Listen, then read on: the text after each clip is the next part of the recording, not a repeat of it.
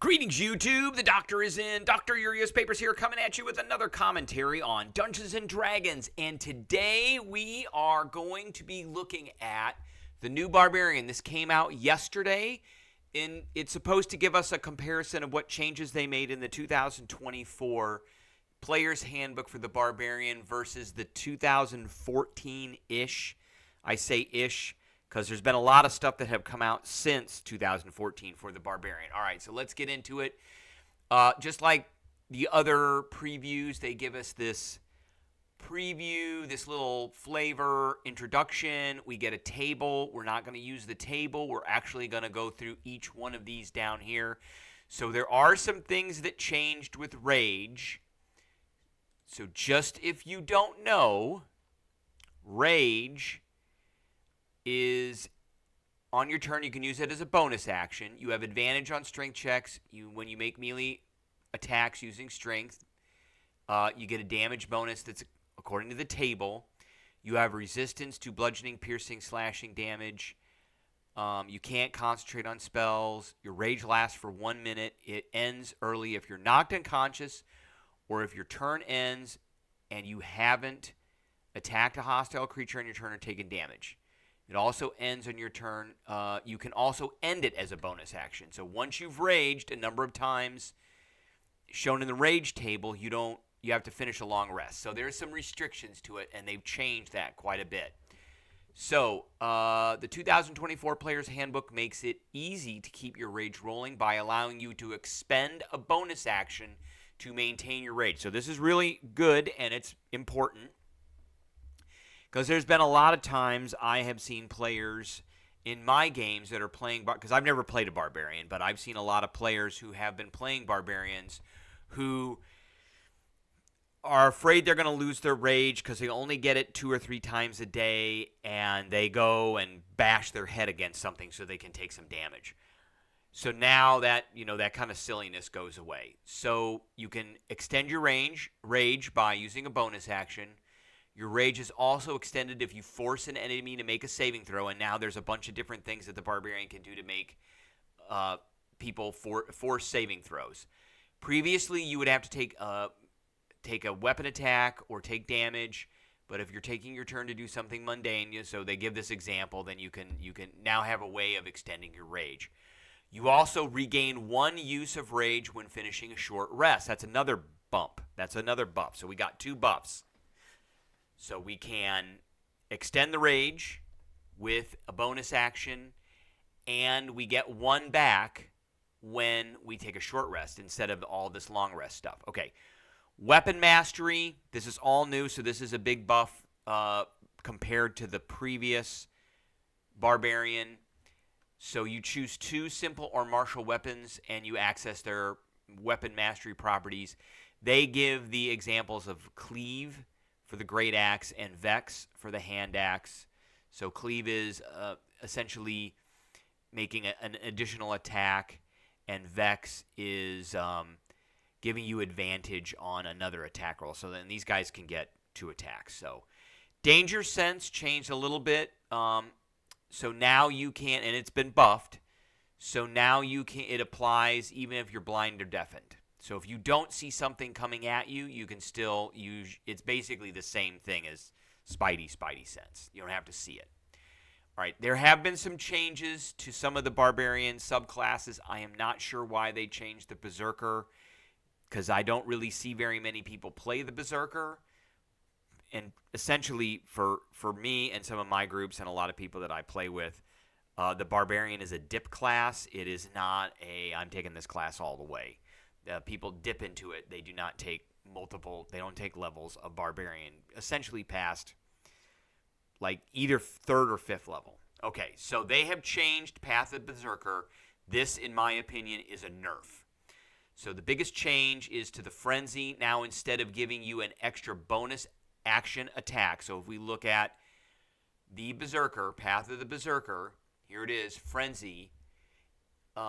You can go into a frenzy when you rage. If you do so for the duration of your rage, you can make a single melee weapon attack as a bonus action on each of your turns after this one. So essentially, a 5th level Barbarian because barbarians get 2 attacks at 5th level. There's the extra attack so a 5th level Path of the Berserker Barbarian would get 3 attacks in a round if they had already rage. Remember, rage is a bonus action, so they could use a bonus action to make an extra attack. Now, instead of giving you an extra bonus attack, you get additional damage. This is a nerf. This is a big nerf. So the extra damage is represented by d6s equal to your rage bonus. So the rage bonus is in the table. Hopefully they're not changing it. It starts out at +2. At 5th level, it's still +2. It doesn't go to +3 until 9th level. So you get 2d6 extra damage on the first hit each turn. That is horrible. That's a horrible nerf to the Berserker. Because that 3rd attack was massive for the Berserker. That was a big one. You could essentially do a bunch of damage with that attack with like Great Weapon Master and things like that. So you also don't gain levels of exhaustion for using the ability. So it forgoes the use of a bonus action to do 2 or 3 d6 extra damage. Other than that, Intimidating Presence and Retaliation have swapped places, with Intimidating Presence now affecting multiple creatures and the frightened condition lasting 1 minute, so that's a bump. Retaliation, I don't know what they're talking about there. When you take damage from a creature that is within 5, you can use your reaction. So I don't know why they swapped places. I don't know what they're talking about there. And then Mindless Rage now also ends charmed and frightened conditions instead of suspending it. So if you look at Mindless Rage, which you get at 6th level, you can't be charmed or frightened while ranging. And if you're charmed or frightened when you enter, it's suspended for the duration of the range. Now it's just ended. So that's a buff as well.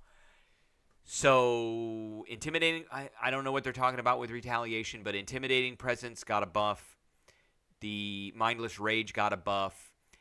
And the Frenzied Attack got a huge nerf. That's a huge nerf.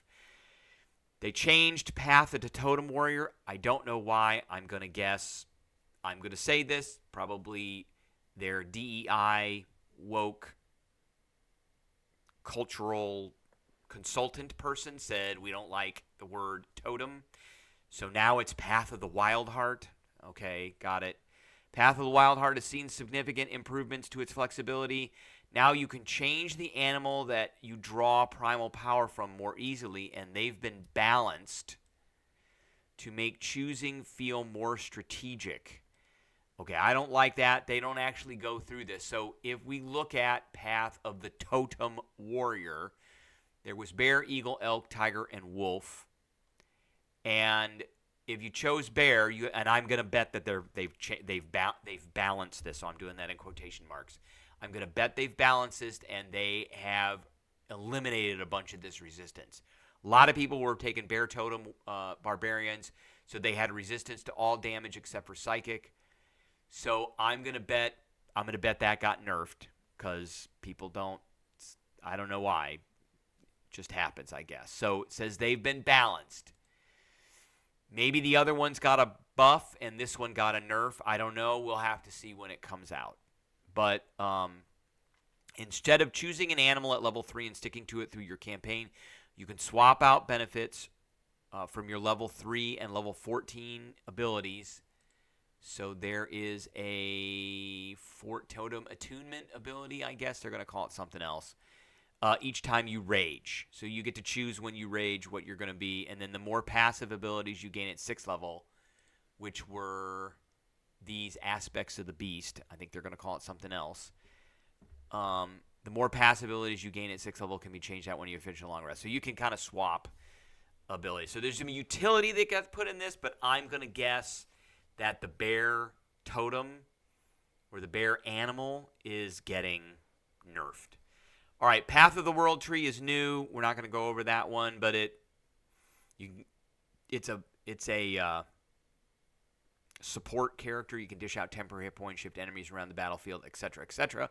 Path of the Zealot. This is the divine barbarian.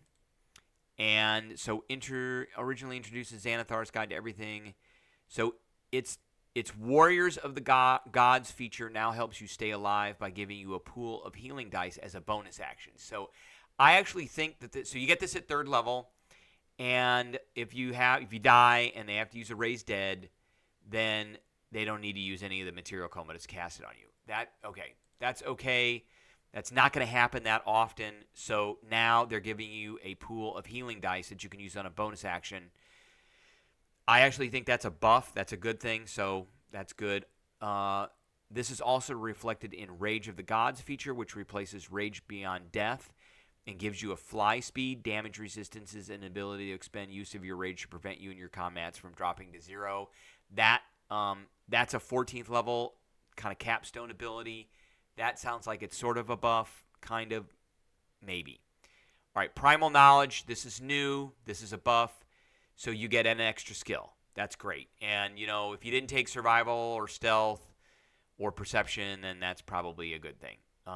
Most Barbarians are not going to be great at Intimidation because Charisma is going to be their dump stat. I wish they would change Barbarian Intimidation from Charisma to Strength, but I digress.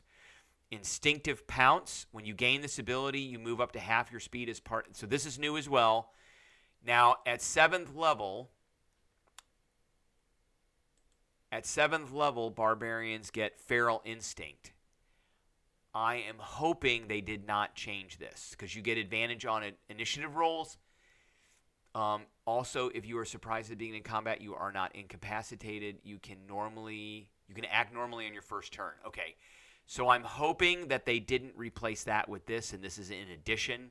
So when you gain this ability, you move up half your speed as part of your bonus action when you enter Rage. That's great. Okay, Brutal Strike is replacing Brutal Critical, which means you roll 1 additional damage die when determining the extra damage for a critical hit or melee attack. And then you get 2 additional dice at 3rd level and 3 additional dice at 17th level. So now and I think this is a little bit of a buff for this, so you can forego advantage on one of your strength-based attacks in exchange for more damage. So if you're recklessly attacking, or if you're attacking a prone enemy, those are the 2 examples they give, you can do this thing. So the advantage gained, so the only condition is that you can't have disadvantage. So you can forego in exchange for more damage and a selection of debuffs. So if you gamble correctly, you still manage to hit, you get an extra D10 damage, and this is pretty massive, you can use either Forceful Blow or Hamstring Blow, which is a 15-foot push. And then you can move half your speed towards the target without provoking attack of opportunity. That is massive. 15 feet is big, and that's massive. Hamstring is you reduce the target's speed by 15 feet, and there's a couple other things that this synergizes with when it comes to weapon masteries, both the Forceful Blow and the Hamstring Blow. So a creature can only suffer from 1 hamstring blow at a time. Okay? Both options can be incredibly useful. Yes, they absolutely are. In case you want to lock somebody down, like they're prone, you can lock them down. And or if you want to put them into lava or kick them off a cliff, then you can use Forceful Blow. Okay, Relentless Rage at 11th level. So that, again, Brutal Strike, I think, is a pretty massive buff. Relentless Rage, previously again, that's here. At 11th level, you can keep your Rage fighting despite grievous wounds. If you drop to 0 while you're raging and you don't die outright, you can make a DC 10 con save. That's nothing for a Barbarian. If you succeed, you drop to 1 hit point instead. Each time you use this feature, the DC increases by 5. When you finish a short or long rest, the DC resets back to 10. So now what they've done is, so previously when you did it, you go to 1 hit point. Now you go to twice your Barbarian level, which is a minimum of 22 hit points here. Seeing as you don't lose your rage until you get incapacitated, you've effectively have twice as that many hit points. So essentially, instead of 22, you have 44 hit points. And you can continuously take on the fact that this continues to happen until you fail your Constitution save. Yes. This means you can trigger this multiple times per long rest. Okay. So I can foresee the Barbarian being able to make the first and the second save, probably making the third save, but I mean, there's a chance that it'll happen as a DC of 20. So, but you just keep getting back up with a lot of hit points. Okay, improved Brutal Strike. Brutal Strike gets even better. So now you get 2 of those. You get 2 options. 2 additional options when you hit. So you don't get extra damage. You get an extra D10, and then you get this. You get either forceful blow, hamstring blow, staggering blow, or sundering blow. So staggering blow, force your target to have disadvantage on the next saving throw it makes. That is huge. And it cannot make opportunity attacks until the start of your next turn. That is massive, especially at this level. Hey, wizard, hold person, hold monster, go. Sundering blow, if you have a martial buddy fighting alongside you, this is a great way to team up. When you hit a creature with this ability, the next attack against it has a +5 to hit. Hey, guess what? Some of those things that cause a -5 to hit for extra damage, those are those feats. That's where this comes in. Persistent Rage, and this is new, and again, I think that's a buff. Persistent Rage at 15th level. So here it is right here. Your rage is so fierce that it ends only if you fall unconscious or you choose to end it. Okay, so if you don't attack, you don't take damage. They've changed this. In the updated version, you still get these benefits, and your rage lasts for 10 minutes without you needing to extend it in any way.